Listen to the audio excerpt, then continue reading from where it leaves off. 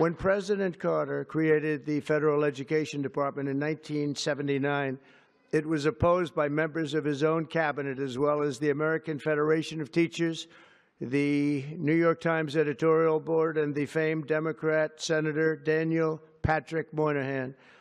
History has proven them right, absolutely right.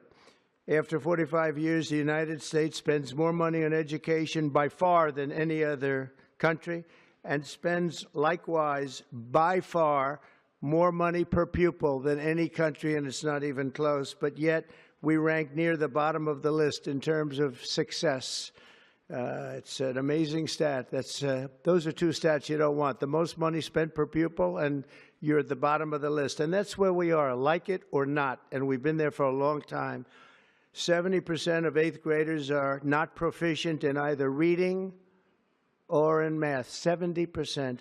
40% of fourth graders lack even basic reading skills, can't read.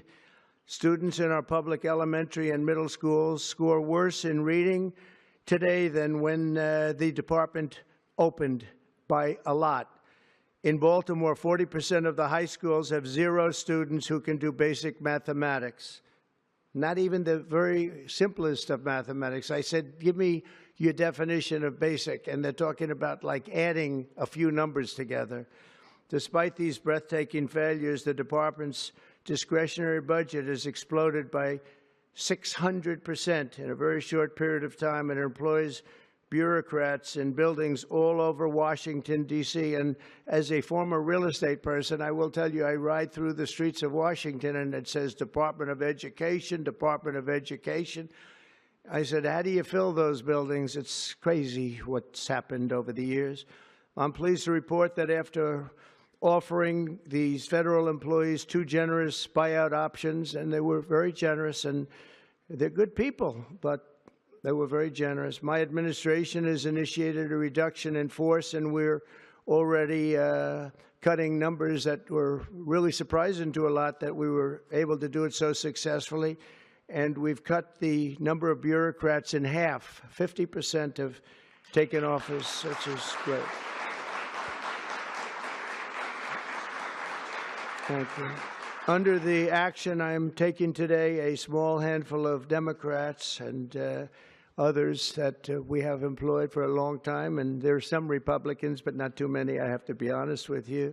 But the department's useful functions, and such as, and they're in charge of them: Pell Grants, Title I funding, resources for children with disabilities and special needs will be preserved, fully preserved. They're all going to be so. If you look at the Pell Grants, it's supposed to be a very good program. Title I funding and resources for children with special disabilities and special needs, they're going to be preserved in full and redistributed to various other agencies and departments that will take very good care of them. And that's very important to Linda, I know, and it's very important to all of us.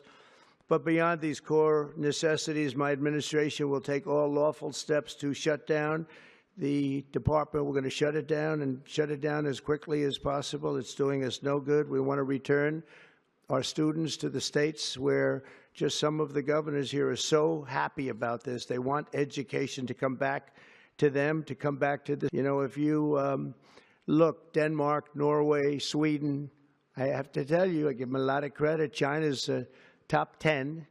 And so we can't now say that bigness is making it impossible to educate, because China is very big. But you have countries that do a very good job in education. And I really believe, like some of the governors here today, from states that run very, very well, including a big state like Texas, but states that run very well are going to have education that will be as good as Norway, Denmark, Sweden, and those top, Finland, those top countries that do so well with education. I think they'll do every bit as well